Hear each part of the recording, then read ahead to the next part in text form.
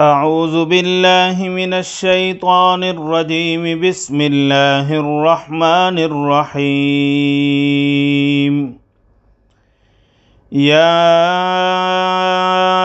أيها الذين آمنوا لا تكونوا كالذين آذوا موسى فبرأه الله مما قالوا وكان عند الله وجيها.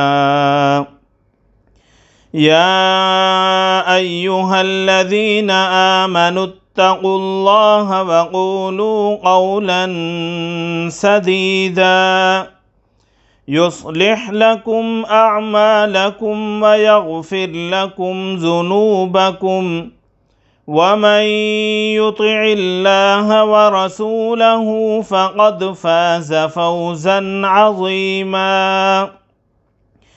إنا عرضنا الأمانة على السماوات والأرض والجبال فأبين أن يحملنها